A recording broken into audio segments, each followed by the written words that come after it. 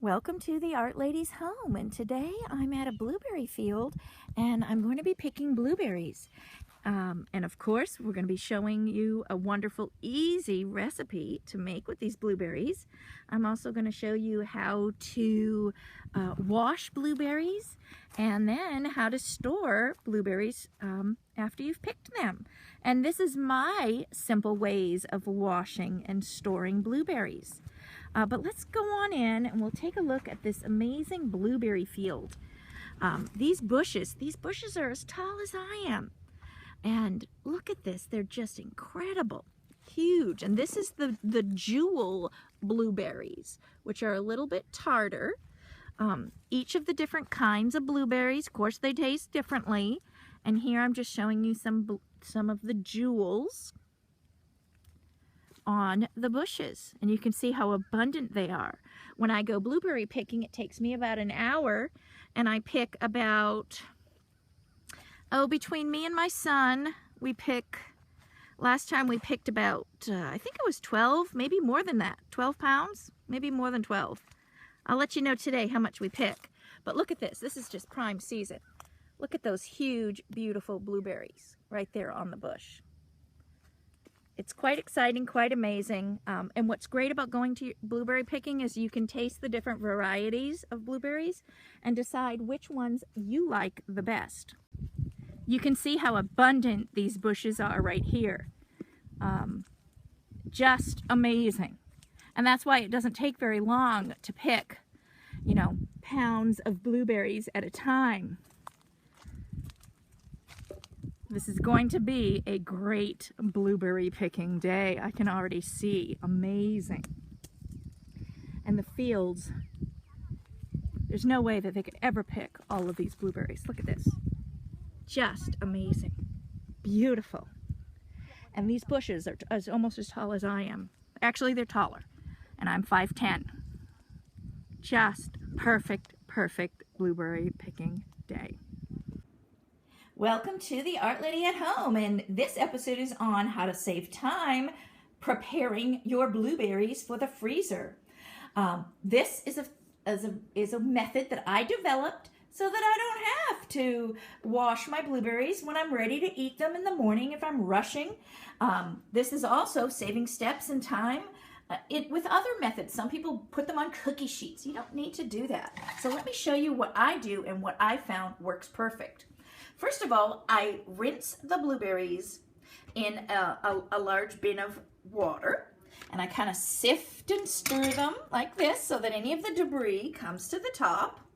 Once I have my blueberries that are perfect, you can see I've already sorted some of the debris that you might find in your blueberries. Then I lift them into the colander. And then I let them drip dry a bit. Once they're in the colander, I bring them on over to my cloths that are all ready, and then I just gently dump them out on the cloth. Then I let them dry. Now, if you want to aid in the drying process, you can do a little fan, and this will make it about 15 minutes dry time. And then I rotate them once the tops are all dry. I kind of lift the cloth and then spread them back out and around gently, and then the bottoms will dry. And if you just let them naturally air dry, it'll probably take a half hour, 45 minutes. With the fan, it takes about 15 minutes, and then rotating them. Once they're completely dry, now this is the secret, make sure it's completely dry so they're not sticking together. And then you don't have that excess water. If you're putting it in a specific recipe, you might not want that water. And so this helps it so that they don't clump together when they're frozen. Once they're completely dry, you place them in the quart Ziploc bags, and I fill it a little bit, about half full or a little bit beyond half full. And then when you put it in the freezer, lay them flat. Make sure they're spread out even and lay them flat. Now there's several layers here. They're not going to clump together if they're completely dry. Once they freeze, here's a bag that's already frozen.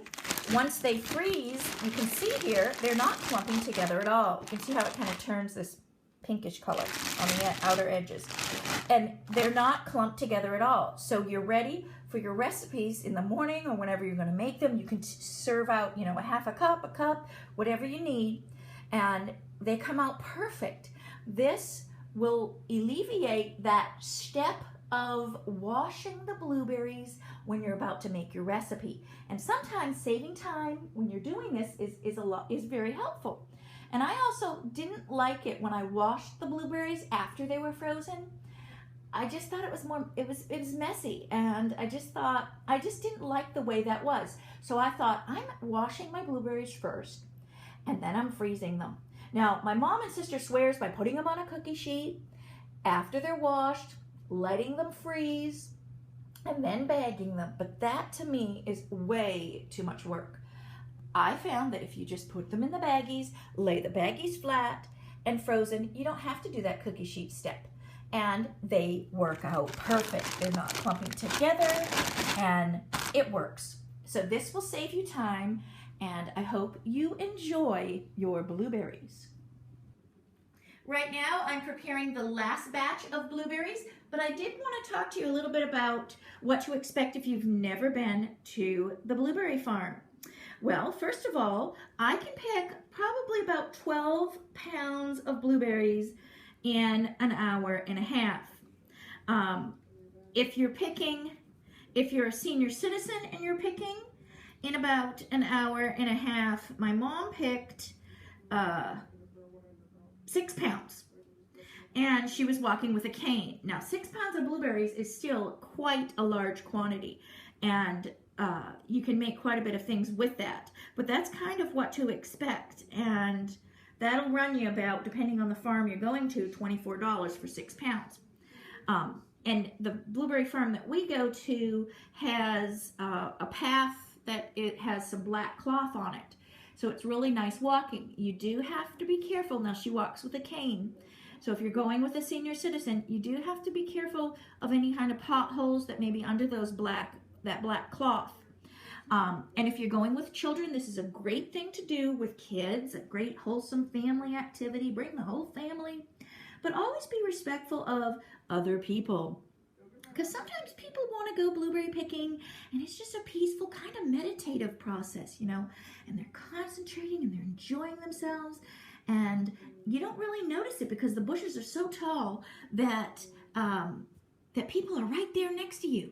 And so if your kids are screaming at the top of their lungs, you know, it may affect their blueberry picking and their peaceful serenity, that moment of meditative serenity that they get from blueberry picking and enjoying nature, because it's a beautiful experience to go picking, and it's just amazing. And so think about that and talk to the kids before that they can't be running around. You don't want them breaking the bushes, running through the bushes, those kind of things, because you got to remember that this is a business, and these people, this is their livelihood, and you don't want to damage those bushes.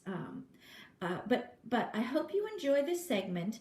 And again, it's great for all ages, and it's a nice, safe, wholesome activity. And of course, you know that you're getting a fresh product, and that's the most important thing, is a fresh product with very, very, you know, very little pesticides. And actually, this farm, I don't think even does any pesticides. The last time they used their pesticides is, you know, it's before the berries start forming. So, you know what you are getting, and that's the most important part, especially these days. I hope you enjoy this little tips on blueberry picking.